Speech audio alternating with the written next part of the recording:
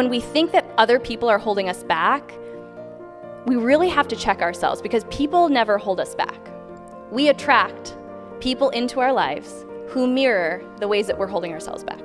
Women, we abandon ourselves so many times, but you have a choice. Do you fear zero or do you fear abandonment? Because zero means there's no one I have to be.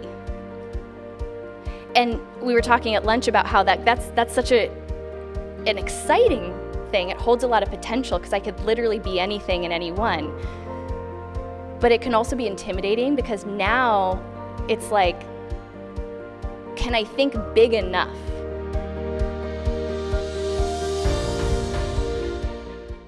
So I want to introduce you guys to Lindsey. Linz, I've watched the way you led women, and not just with your words, but with your life. You've built a movement that reminds all of us what we're capable of and so much more. And today, in this room full of women who already know that they are meant for more, I want to go deeper, not just into what we've built, but what we are becoming. I want to welcome to the stage, all of you, my girl, Lindsey Marie. All right, my friend, thank you for being here. I just, seriously, guys, to be here right now with all of you. I invited myself. You told them the story. Yeah. She was like, May 3rd, first weekend, I am there. And then I was like, oh, shit, it's happening. So I had some questions that I tried to prepare, and I just thought, I'm not really that much of a preparer kind of person. So that's why I have Miss Stephanie there. So we do have some questions here. But I think for this podcast interview, I just want to wherever it leads us. Yeah. I want to talk about the different chapters that you've been through. I think maybe I want to start off with take us on your journey. So I do this thing called The Job. So JOB is Journey on Becoming.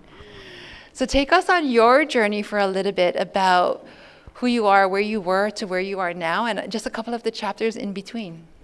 Yeah. Well, I've been staring at the backs of your head all day, and I much prefer the front. You're so much even more beautiful from the front.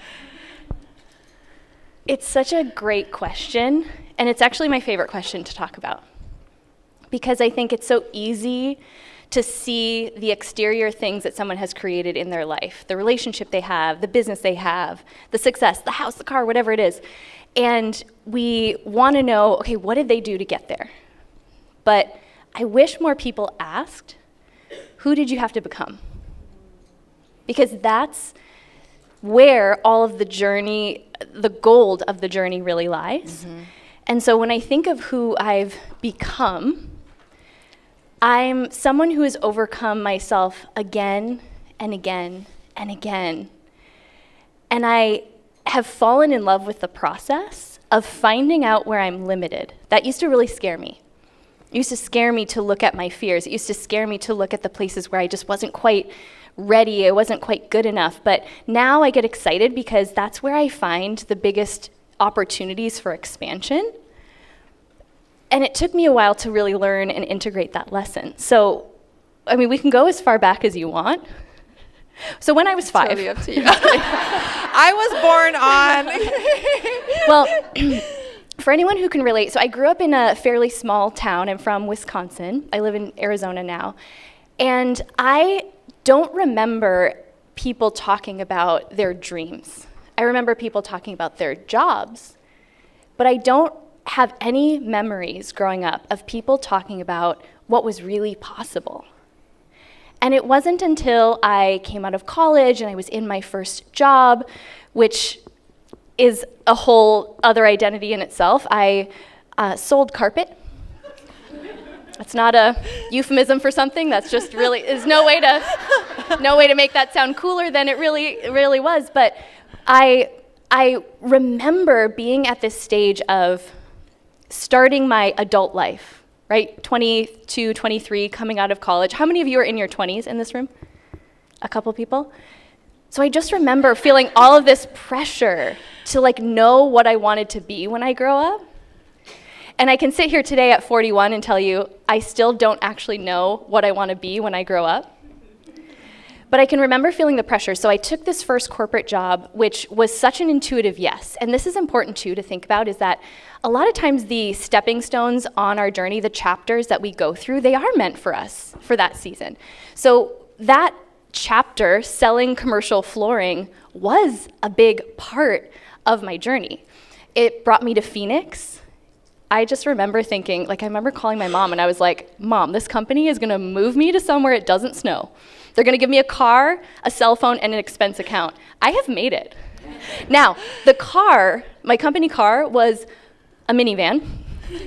Here I am, single, 24, rolling around Scottsdale. Didn't care because it was a free car. And I just remember in that season, I loved that I was in outside sales, so I had a lot of freedom. I started to feel a taste of what it felt like to own my schedule. And then something happened in our world that really changed how safe that job felt. So I was in commercial construction, so I did flooring for really big construction projects, so hotels, schools, office buildings, and I had just gotten through my training, got my new minivan, and I was excited to start this career that I felt had all this promise, and then the recession hit. 2007 into 2008, and it became very clear that the industry I was a part of was gonna be hit really hard and was gonna be really slow to recover. And here's something about me, if you can take anything away from my journey or from the story that we'll get to craft today, it's that I meet the most challenging of scenarios with an eye looking for the opportunity. So I remember watching people my age get laid off left and right. And it was the first time, I'm so grateful for that, because it was the first time in my entire life that I had thought, maybe I need a plan B. And that little thought of, well, just maybe I need a plan B, had me open myself to other opportunity, which led to my first business. I started in network marketing, where I think a lot of entrepreneurs do. So I was doing this nutrition business for a while, and then I found myself with a passion for fitness, and I just kept leaning into the things that were calling me forward next. But every single chapter, I had to overcome something that I thought was a limitation, something about myself that I thought, well, because of this, because I'm really insecure, because I have social anxiety, I could never do that. And then the moment I stepped toward it, just with that next little action step, just like we talked about with the breakout group exercise, I would start to build a little bit more confidence. And before I knew it, I found myself in the position where people started to say, well, how did you do this? Mm-hmm. How did you create this event? How did you create this community? And what always stopped me in my tracks is I would be talking to women just like all of us in the room, and they would say, well, how'd you do it? I would love to do something like this. I would love to create something of my own. And in the very next breath, they would share the reason they weren't qualified, the excuses, the limitations. And every single time I listened with this inquisitive look on my face. It might have looked bitchier, but I thought it was cute and inquisitive. The RBF. Yeah, I was once told I have resting joy face. I don't think I've ever had resting bitch face unless I'm hungry. But in those conversations, every single time, I would look across the table if I was having coffee with someone or on a phone call, and I would just say, wait a minute, did no one tell you? Everything you're feeling that you think is limiting you, blocking you from stepping into your next chapter is something we all feel. Anyone that you see pursuing their dreams, building a business, doing anything that you look up to, they have the same fears. They do, I guarantee it. And every time I would leave a conversation like that and realize, wait, we're not sharing enough about the real story behind these creations. We're leaving women behind because they're only seeing the highlight reel of what we're creating. They're not seeing the messy parts.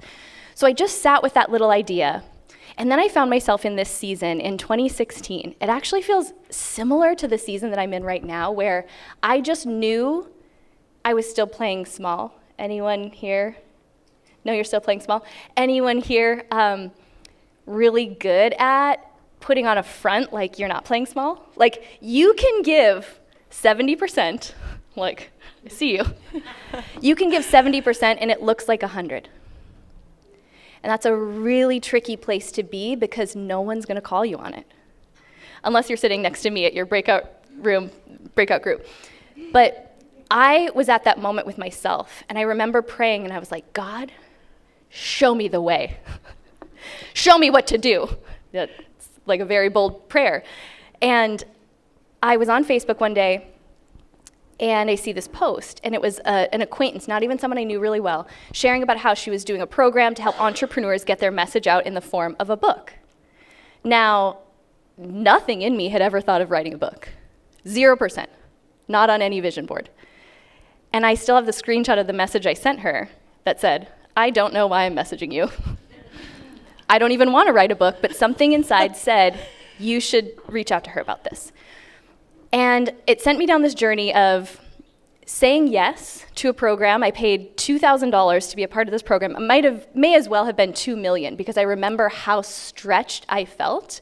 We were talking in my breakout session before about just being in integrity with charging money for your services, because if I hadn't had to pay that money and overcome something to join this program, I would have quit. I can sit here today and tell you we wouldn't be having this conversation because I would have quit. I would have gone back to playing small. And throughout the course of a year, I started to write a book that didn't even have a title. I was just doing it because I knew I was ready to stop playing my version of small. And there were a few times I tried to quit. I call it my cute quit because it didn't sound like I want to quit. Here's what it sounded like. And this is important because we've had some of these conversations today in some of the groups. It sounded like, Lindsey, what are you doing? This is a distraction. You have a business. Like, you shouldn't be pouring time into this thing you really feel like you're supposed to be doing. You know, you should give yourself more grace. You have a lot on your plate. Oh, sometimes I'm just like, oh, poor baby. And what I started to notice is what was happening inside is I was pushing up against the limits of what I felt safe and comfortable doing. And instead of saying the honest thing, which is, I am fucking scared. I don't know how to be this version of me. People are going to see me and realize I'm a fraud. I don't know what I'm talking about. They're going to think X, Y, Z. And instead of just saying, I'm really scared, I need some support. Instead, my mind made up this really cute excuse that no one would have challenged me on. And I remember one day I show up to this writing group. So this is like the writing program, and we had to show up every single week and bring 1,000 words that we had written. You know, a book is measured in, a full book is about 50 to 70,000 words. And, you know, I was overcoming very deeply ingrained perfectionism. Anyone else have that? Where like you don't want to share it until it's like finished, polished. So this felt like stabbing a pencil in my eyeball, having to show up and read something that was in its unfinished form, and I like sweat profusely on these Zoom calls. And I remember I showed up this day to tell them I was done. Cute quit. But I was at least going to show up and I was going to tell them like a woman, right? This is like where we gaslight ourselves into thinking we're super evolved, but like no, I was scared and I wanted to quit. So I remember showing up on this call and reading my 1,000 words to the group, and then I was about to announce, you know, this has been fun, but here are my reasons. And someone said, that was exactly what I needed to hear today. I was going to quit, and because of what you said, I'm now not going to. And I remember being like, because I knew that I couldn't. That's why being in community, putting something on the line and putting yourself in community with other people who are challenging themselves, who are really getting out of their own way, is so powerful, because they're going to call you on the places where you default to playing smaller than you know you're here to play. So fast forward, I published the book. Surprise. It was called Powerhouse Women, just one. How to get out of your own way, how to fulfill your unique purpose, and live a powerful life. And I was so proud. I was so proud on the day it published. I had told no one. So anyone who's in like marketing or public relations, you know, don't follow my book launch plan. But I remember I posted it, I started to slowly share with people about a week before it published. And on launch day, I lost count at like 50 people in my life had shared, and I had a very small audience who knew me for health and fitness. So this was a departure. Imagine like you're a dentist and all of a sudden you're like, I want to talk about ant farms. Deviation from what people know you for. So they were listening, but they were kind of like, has she gone mad? So I remember seeing all of this support and realizing, wow, had I known people would support me, I probably wouldn't have been as scared in the doing of it. And then my phone rings, and the woman who edited my book, who's a PhD in English, she's very smart, she called, and I was like, well, she's probably calling to congratulate me, because we had hit Amazon bestseller, which isn't that hard to do, I found out. And she said, I picked up the phone kind of like, hello. She said, Lindsey, I'm sick to my stomach. There's a typo on the cover. And everything inside of me in that moment wanted to pull back. It was what I thought my worst fear was, of really putting myself out there. It felt writing a book feels so vulnerable. Hosting an event, doing a podcast feels so vulnerable. And now people were going to see me do it in a way where I, quote unquote, failed publicly. And I remember having this moment where everything kind of came rushing to the surface, and I realized that I had a decision to make. And we were talking about this decision at my lunch table, how you'll always be served with a test of the lesson that you thought you just passed. So the lesson I thought I just passed was, done is better than perfect. Just get the messiest version of it out there. But then God was like, you really mean that? And in that moment, I got to decide, am I going to pull this all back out of fear? Am I going to pull this all back out of embarrassment? Or am I going to let people see me do this thing imperfectly?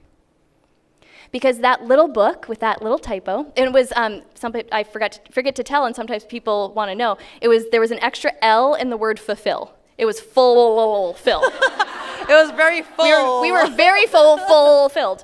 And I think back to that because that was such a defining moment, because that book was never meant to be more than just something I did for myself. But the publisher said, well, you should do a book launch event. And I said, well, okay, I guess I could figure out how to do an event.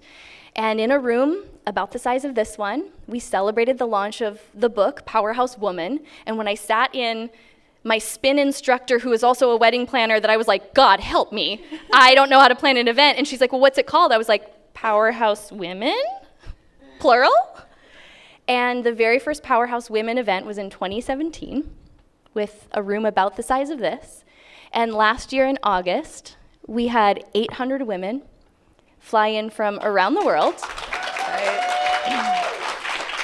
And something that was really just meant to be this, I don't know, I didn't even have a business plan for it, now is so much more abundant than I could have ever imagined. But that part is like the icing on the cake of the version of me that I get to be in having to overcome myself over and over again to even create that. And there's so many other stories I know we can get into, but that's a little glimpse of like the chapters that have preceded this one. And it's so important to share these stories, because otherwise you could sit there thinking, okay, she can do it, but I can't. Yes, exactly. And that's why I think for me, I want to put this together, because I want everyone to hear these stories. Like, you can go from selling carpet to writing a book to having 800 women in a room. And that room is so amazing. Omi was with me, Seppa was with me. If anybody wants to go do a girls trip, it's happening again in August. It's in your book. But it's just so amazing. How do you feel like when you're up on stage with all these women and you look out, you must be so proud of yourself to be like, I did this. Very fulfilled. Just so I'm so fulfilled. This room is very fulfilled. You know what it is? It's actually, I don't feel anything about myself. I feel like the most divine expression of God living through me.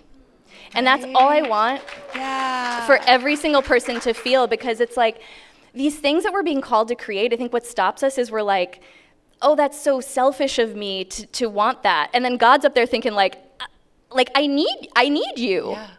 There are people who need you. I'm looking for the willing. So when I'm up there, it's like me, who Lindsey is as a personality, kind of disappears. It's the coolest experience that I wish for everybody, is just to experience yourself fully as a vessel for a vision that's bigger than you. It's the coolest feeling in the entire world. Yeah. So many people are asking me, what's your vision for this, for May 3rd? What's your vision? What's your vision? And for me, I thought to myself, I think for me, it's not really about me. Like, I want to bring women up on stage, but I think it's more about you. Like, where are you going to be in 1 year? Because there's been so much growth. Like, I blow myself away thinking like, damn, like just a year ago, like the podcast didn't even exist. And I think to myself, like, I want this for everybody. Like, I want this for all the women in this room. And just think to yourself, where will you be in 1 year from now? If you start to take that first step, messy, whatever it is, like, where would your life be if you just allowed yourself to look at your what if list and think like, well, what if I just planted this little seed, and started there? Yeah. So good. Let's talk about chapters. I love talking about all the different chapters that we go through, because we go through just a ton of different chapters in our life. Sometimes it's motherhood. There's we're in good chapters, bad chapters, messy chapters. Was there ever a moment in your life when you felt like you've outgrown the life that you built, but you were scared to leave it behind? Well, yes, there's been many. I'm laughing because, she knows that there is. We're going to share it with you guys. Get ready. Well, there have been many. And the group I sat with at lunch for a little bit, we were having this beautiful conversation about lighting a match and burning it all down. And that makes like a really cute Instagram quote. I remember there was this one quote that I resonated with. I was like, yeah, let's post that. This was after I had lit the match, so I had integrity in posting it. But it was, I can't remember it now. I'm sorry, that's a terrible story because I can't remember it. But it's something about pass me the matches was the intention of it, was the punchline. And so, I speak a lot from my own experience about how when we call in expansion, which showing up today, you are calling in expansion in your life. So sometimes we're calling it in intentionally. We know we are. We write our vision. We write our goals. That is saying, there's me now. There's someone I want to become. That is saying, I would like to expand into that version of me. And sometimes we are calling that in subconsciously. Sometimes we're calling it unconsciously. And I have always been someone who just knows that my life is meant to be used for good to the fullest extent possible. I want to be on my deathbed just really being like, yeah, I did that. Like, I did that round really, really well. Yeah. And I was starting to feel that restless feeling again a few years ago. And Powerhouse Women was doing so great, and I still loved it. It wasn't the same as the restlessness I felt before I wanted to pivot from my previous business into this, but there was the same texture to it. And I couldn't figure out what was holding me back. And I remember at the end of 2023, I turned 40, and I think these milestones in our life end up being such reflective points. You talked about how powerful your 50th birthday was for you. Yeah. And I just remember we were going into a season, I was about to host the first Expanders retreat. I could feel this very transformative energy happening around me, but I had no idea what it had in store.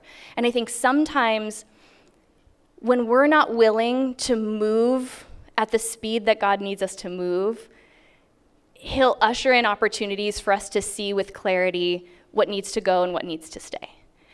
And in a very short period of time, February 2024, I went through like my first experience with real grief. I'm fortunate at 40 years old to not have dealt with a lot of human loss. My parents are still living, a lot of my significant family members are still living. And it was the death of a pet, our little soulmate pet, and just like the source of safety and comfort and unconditional love. And it really rocked me, like almost to a point where I was kind of embarrassed about it. I mean, any dog moms probably understand, but I had not been like really a pet person before that. So I was the person judging before. So now I was judging myself. But I just remember it was cracking my heart open, and I was like, God, I just feel like this season is asking me to open myself up to feel more than I'm comfortable feeling. Because in a few months that preceded that, this is important too, I was getting this nudge to slow down. How many of you are getting the nudge to kind of pull back in areas of your business and your life? And when I started to do that, what I was a little taken aback by was how much emotion started to come up. And for me, it was actually anger, which now looking back, I can see how it was because I wasn't expressing my needs. I wasn't setting boundaries. There were places where I was just really self-abandoning to keep other people happy. And so I couldn't make sense of what this anger was. So now that anger carried into the next season, and now it's met with grief. So this is just a lot that I feel like I'm unpacking. And I started to get clear about like, okay, where am I not being honest? And the first thing that I knew was that there was a business partnership I was in with someone who had become such a close friend, and I just knew, that it was suppressing both of us to continue down the path of working together. And I had to be honest enough to have that conversation, which led to our business divorce. Mm-hmm. And it was one of the hardest conversations I've ever had because I knew it involved me hurting someone that I deeply, deeply care about. And I just had to be okay with being the villain. I can say that in this room, right?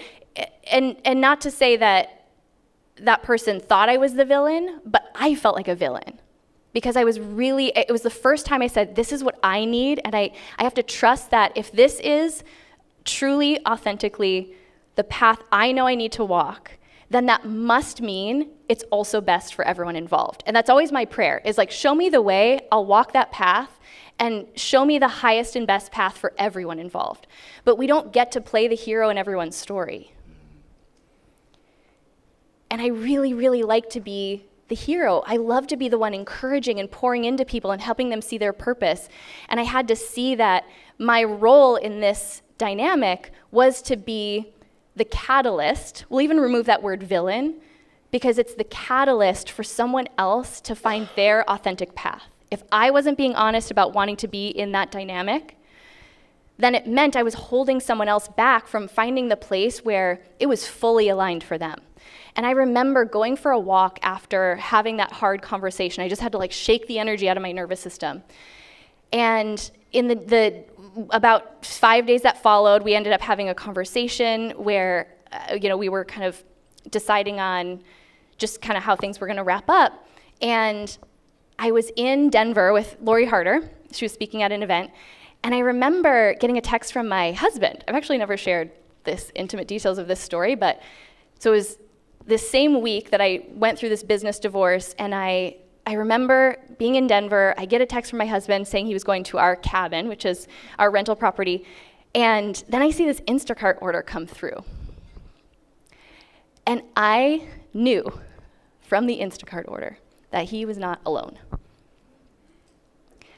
And in a period of about 3 weeks that followed, I was able to prove what I thought was true, that the person I loved, the person I was married to, like my best friend, like we had what I thought was such a beautiful relationship, was in fact having an affair.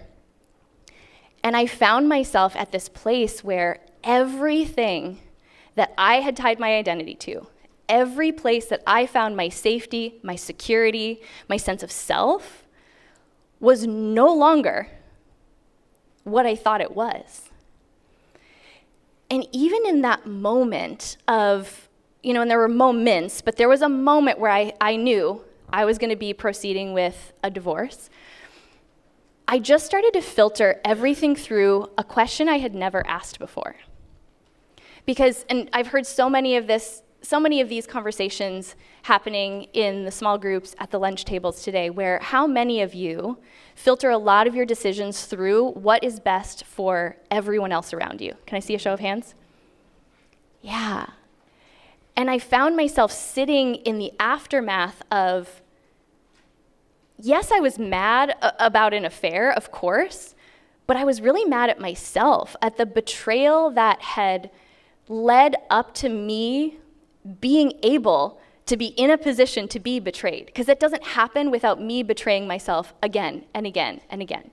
Now, that's not to say I take any responsibility for someone's actions, but I had to start asking myself a new question. Instead of, what does he need? What's best for this? What's best for this person? How can I make sure this person's happy? in my business, in my personal life, I started to ask a new question, and it was so simple. It was, what is loving to me? What is most loving to me right now? And as I started to filter everything through this new question, it started to guide me. It started to point me in the direction of things that weren't comfortable, but when I sat with, I don't know, something about being able to love myself through my actions that made it possible for me to say, you know, in the way that this all played out, because there were other things that just were a very clear violation of the kind of commitment I wanted, I knew that the most loving thing to me was to have an honest conversation, to move forward with divorce. The most loving thing to me was to not fight about money, because nothing is more precious to me than my energy and my peace. Money I can build back. And it's given me the most incredible relationship with myself that I didn't realize I was missing before, because I was running every decision, every action through, what does someone else need? Thinking that I was being so what's the word? Self-sacrificing, that's the one. I know, thank you guys, I'm like, popcorn. Thinking I was like, oh, I'm just so virtuous. No, it's not virtuous to run our decisions and our actions through the lens of what does everyone else need, because then the person who's the vessel for the love, the attention, the energy that you're pouring in is empty. And so that was such a wake-up moment, and obviously there's so much more from that point to be able to be here today and tell you that I just passed the 1 year mark. Easter Sunday, Resurrection Sunday, was 1 year since I found, that was like the day I found like the evidence, like I knew. And I can sit here confidently and tell you that it's the best thing that ever happened. I wouldn't have left. I would have kept fighting for someone who just doesn't have the capacity or just doesn't want to right now grow at the level that I want to grow. And the freedom that I feel in having healed to the point, and I had to really heal some deep, dark stuff to be able to tell you that it's the best thing that ever happened. But I also know that was just one phase of the healing and the growth, because now I'm left with the clean slate that comes after burning everything to the ground. So I sold all my real estate. I sold 90% of my belongings or gave them away. I don't live where I used to live. It was a complete financial reset down to zero, basically. That's what happens when you have a business and get divorced. But zero is not a point to fear, because zero means there's no one I have to be. And we were talking at lunch about how that's such an exciting thing. It holds a lot of potential, because I could literally be anything and anyone. But it can also be intimidating, because now it's like, can I think big enough? I find myself wanting to kind of shoot for the thing I'm still comfortable with. So I've sat in a lot of stillness this year, which the previous version of me would have gone right into, let me go back to doing and achieving, because that's where I get a lot of validation and where I can start to feel enough again. And I just let myself feel all the things that I had to feel in not getting my validation from the outside world. And I'm still in the process of transforming and figuring out, I can't wait to see who I am next year when I come back. Yeah. So good, so good. You know, I feel like as women, we abandon ourselves so many times, but you have a choice. Do you fear zero or do you fear abandonment? You know, and then sometimes like maybe both suck, you know, but you have to make a choice. Like, I think for me, I would fear the abandonment because you're just holding yourself back. Like if you're at zero, you can rebuild. You most definitely have the tools to rebuild. Yeah. And sometimes when we're rewriting our next chapter, it's like we're going through the day-to-day and we're in this beautiful chapter and all of a sudden it just ends. And it's like, what the shit? Like, how did I get here? Like, how did this happen to me? Like, sometimes we gracefully turn the page to our next chapter and sometimes it just gets ripped out and you're like, what? Mm-hmm. Like, how did I get here? But then you step back and you're like, I've abandoned myself, you know? Yeah. Yeah. Thank you I didn't even know that. I mean, I knew that you were going through, but I didn't know that. But like, my gosh, I would have been like. Sometimes when I say it out loud too, or I see people's faces, I'm like, oh yeah, that's a lot. Just so you know, I've worked on my nervous system to be able to hold that. But it's part of it too, is like, I've gotten to see how much work I've actually done. Yeah. Because there's a different resonance to, like, I could say the words to indicate that I've like moved through things, but like the energy is there. I have the frequency to back it up, and that wasn't the case. It took a while to get there. I had to do a lot of looking at myself to get to that point.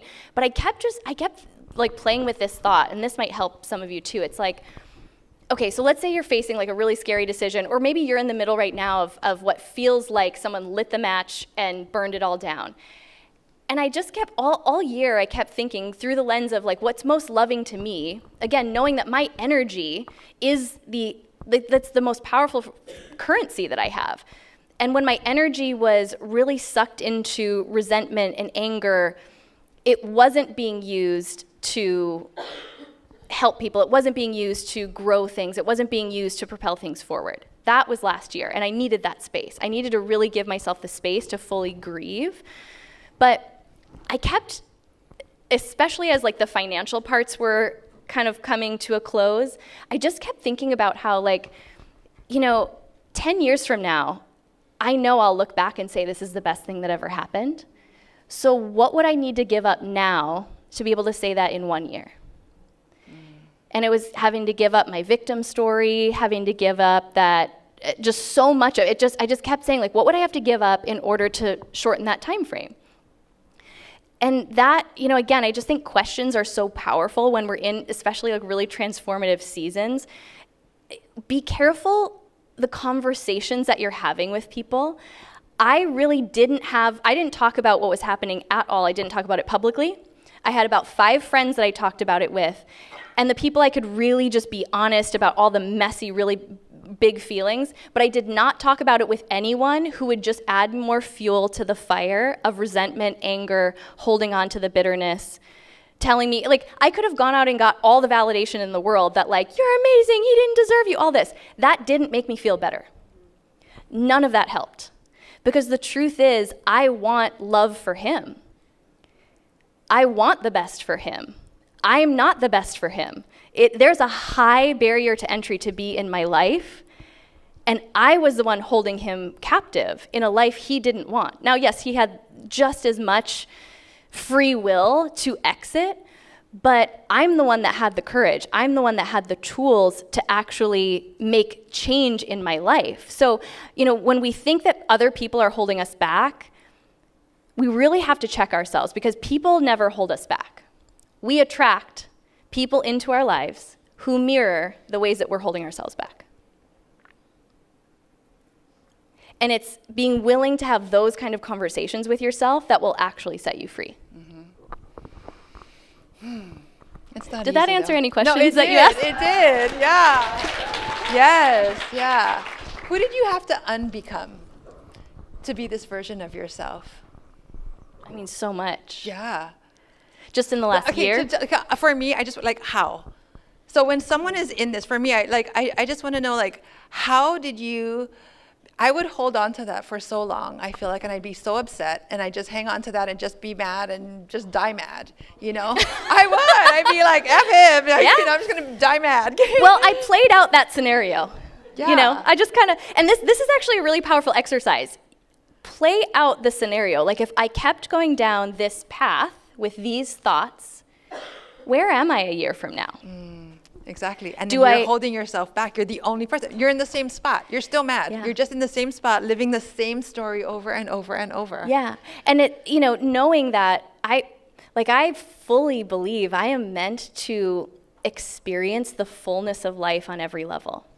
Deep intimacy and connection. In friendships, in romance, in all of it. Abundance beyond my wildest dreams. Fulfillment beyond my wildest dreams. And the more I felt into the energy of holding on to that anger and resentment. Now, here's the truth. The truth is you can't bypass it. We can't just say, and I think for women especially, okay, let me just speak personally. For Lindsey especially, anger was the least comfortable emotion to feel. So I had to go into my anger and really allow the anger to alchemize in order to come to the other side of it and actually be free, actually turn it into power. That's where our power lies, is behind anger and often the thing that we're most afraid to feel. So I had to go through the anger. I had to, and that felt, I found myself resisting it. Because that was the pattern even in my relationship was, well, he didn't mean it. He didn't, whatever. Like, I can't even tap into that version of me anymore. It was always trying to see the best in someone, but I had to just start to see what was. And then I had to look at how does what's staring me right in the face make me feel? And what is most loving to me is to feel it fully. Because I don't want to carry this into my next relationship. I sure as shit don't want to repeat this lesson. Yeah. And I knew if I didn't alchemize the lesson and everything that it was showing me about my own childhood and my beliefs about what I was worthy of and my beliefs about what I could have, I was just going to attract the same lesson. So if nothing else, I was motivated by the fact that I knew if I didn't transform it here in this scenario, I was going to attract another version of it. Maybe a shinier version, maybe a more elevated version with a cuter outfit, but it was going to be the same energetic lesson.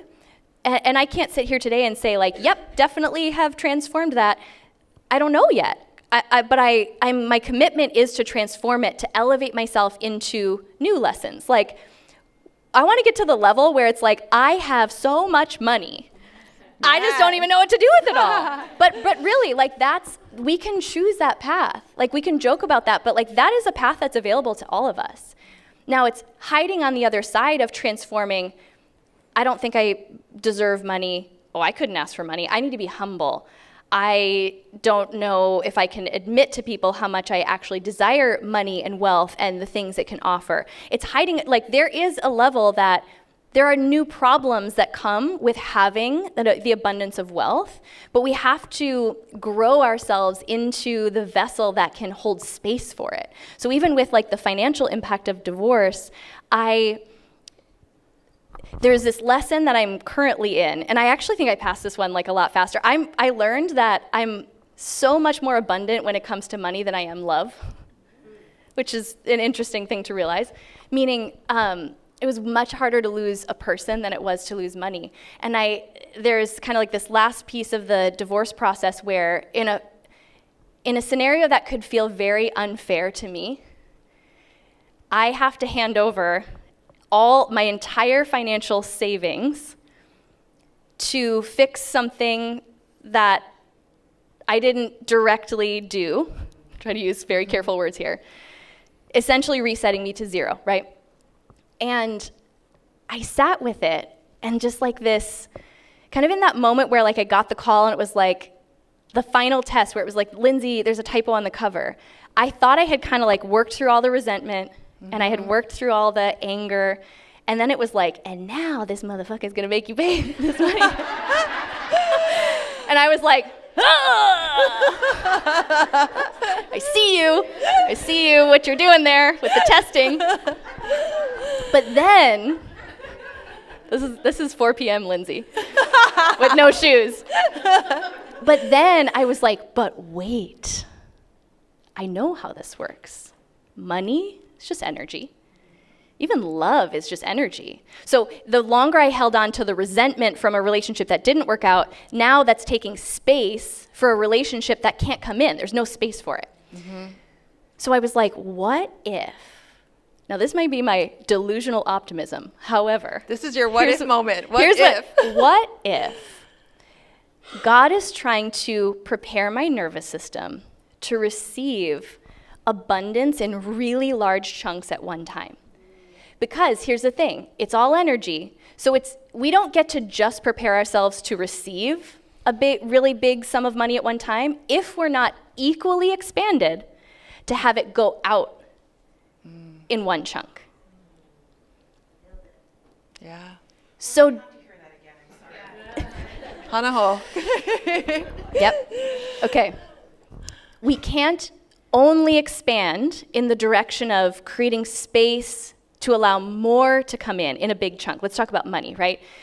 If we want to be able to hold large amounts of money and have it stay and have money feel safe with us, expansion happens in both directions. Like imagine yourself in the middle, and there's kind of like this little, like the rings, if you throw a pebble into water, it's like the rings ripple out. It's the same thing. You expand in all directions, and then there's more space for opportunity. There's more space for money. There's more space for the next level of love. But it's expanding in all directions, up and down, right? So I have to be just as expanded, where my nervous system kind of doesn't flinch if someone's like, Lindsey, sending you a $100K check in the mail, thanks for your services. I don't know what I'm doing for 100K, but I could do a lot of things, right? But I have to be equally unfazed by that. Amy just went like this.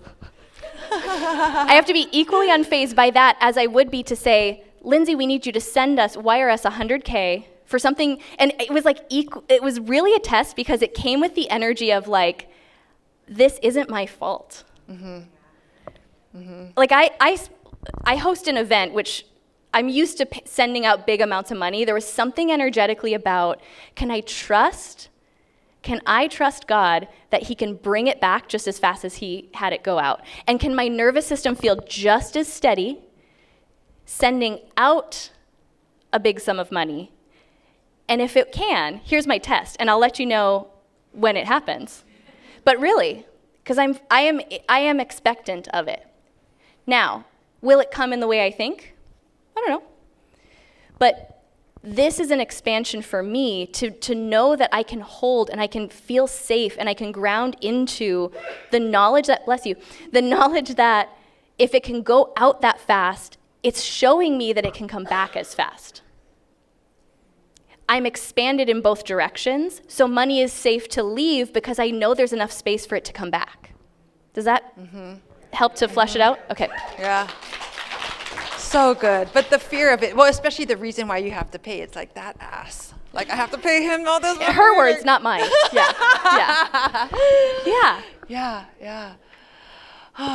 If we could wrap it up and leave women who are starting to write their next chapter, no matter what chapter they're in, maybe some are in divorce or maybe some are in that wanting to hold on, wanting something more, but also wanting to hold on at the same time, but knowing that they need to let go. But you have like that death grip of like, I'm so afraid to let go. Like, what is next? Like, I don't know, Like, what advice would you give women in this room for them to like seriously, I don't know how you do, like, just be like, all right, I'm going to just be expansive. And then, I'll be over there with the gas can with my lighter. Like, I'll be like, no, I'm going to burn your house down too now, okay? Speaking of matches and burning things down. Yeah. What advice would you give women who need to maybe just be able to start to let go? How? I'm a very how person. Like, okay, tell me how. Step one. Tell me how to do this. Gosh, it's going to be such a different answer for all of us, but here's what I'll give you. My favorite way to teach is to give you a context for how to view your specific life scenario through, because I think then this can apply to everybody. What if everything, just like take this in, what if everything happening in your life right now is a mirror showing you exactly how to get everything you want? Meaning, that person you really don't want to apologize to, that resentment you really don't want to let go of, whatever it is that, and I think where I look for my opportunity for expansion is where am I most triggered? And then I welcome that voice in to tell me what she has to say. Because she's almost always trying to protect me. you know? And when I say like, doing that deeper work to let it go, that's not in the absence of advocating for yourself. So what I did is I hired an attorney. I assessed my liability. I basically got to the bottom of like, I don't have a choice but to pay this money. So in that moment, I said, okay, what do I need to let go in order to be free, energetically free and clear from this? Like, can I actually get excited to wire this money? That's like the super delulu, like extra sprinkles on top. Like, what would it take for me to get excited to apologize to that person that I don't feel like I should have to apologize to? And I am just so willing to go into like the nooks and crannies of like the ugly parts of my own self to find the part that's holding on for dear life to my current identity and all the things she wants to be right about. Like, what if God was like, I need this man to cheat on her because there is something so much better. Like, who am I to say that that plan is wrong? Yeah. I'm not smart enough to know that. So I just look for like, where is the sticky texture of like, where am I I have a death grip on, like, no, this is how my life was supposed to go. Mm-hmm. And as I start to peel back those fingers, one at a time, just this one is really sticky. As I start to peel back those layers and soften and trust and listen to the whispers of like, you're, with that scenario specifically, again, when you pray the prayer, when you ask for clarity, you'll get it. It's usually not something I want to look at. But you know what God showed me was there was an area where in my life, so my interpretation of how he was being, that led to us having to pay this money, was like this word, like fraud. Now, it wasn't actually fraud, but that was like the word I had attached to it. And then there was like, I was just like kind of in a very, I don't know, just kind of, when you're not, I wasn't meditating, but I was kind of just in a very open-minded state one day, and I wasn't even really thinking about it. And all of a sudden I thought of this one scenario where it was a situation where an outside observer looking in from, who didn't know the scenario, didn't know my heart, didn't know how good I am, could have looked at something that I had done, this is in a previous season, a previous business, and could have been like, that was kind of fraudy. Just a little fraud, just had a little taste of fraud. And I was like, ooh. So I think there's such beauty in like, if we can understand the human experience, the person that like we're calling a name, that we're judging them for like the icky parts of and their mistakes and all that. I have this sick practice, I'm a sicko, because I really love my emotional freedom, of looking to see, okay, where is that in me? And it just helps to loosen the grip that I have on having to be so right about like how wrong someone was. And it just brings, I think, this ability to see that I think we'll probably get to the end of life, and like when we can finally see, I feel like it's gonna be like this curtain is revealed and be like, oh, like that's why that all had to happen. And I just trust that I may not ever get to like 100% of that trust in human, this meat suit, Lindsey, but my soul knows it. My soul is so connected to the fact that like this is not random. It's not random that we're sitting here. It's not random that our stories collided so that this moment could exist. So if it's not random that the good stuff happened, I don't get to say that some of it is divinely orchestrated and other parts aren't. Mm-hmm. It's above my pay grade. Mm-hmm. There's this thing that like I've been thinking about this lately, and I think to myself like, when we're judging someone, is there ever a time that you did something wrong that you needed forgiveness? And I did this meditation, and in my meditation it said exactly that. Was there ever a time that you too needed forgiveness? And if you're not able to give that forgiveness, that when you needed that you needed that forgiveness. So you need to be that forgiveness for others. But sometimes it is hard to like forgive for some things. And I think to myself like, okay, but was there ever a time in my life that I too needed forgiveness? And that's an interesting, so I wouldn't say that I've extended forgiveness, actually. Yeah. Because he's never asked for it. So where I have extended forgiveness was for myself. Yep. And I will always be open to a conversation because I'm whole with me. If, let's say someone who's wronged you ever chooses to want to have the honest enough conversation to become whole with themselves, I will always leave that door of opportunity open, but I'm not chasing it. So I actually haven't forgiven in a formal way because it was never really about that anyway. It was a reflection of where the betrayal existed within myself. And that's where I could find the forgiveness. So I also want to just be careful because sometimes people don't actually deserve our forgiveness. What's most loving to you is maybe not. But then look for where on the side of like the forgiveness you could extend outward, where is there an opportunity to forgive within yourself? That's where a lot of the restoration actually lies. And to forgive yourself for also making the choices that you've made in the past. Yeah. Oh, that was so good. Thank you, my friend. Yeah, thank you. That was so wonderful.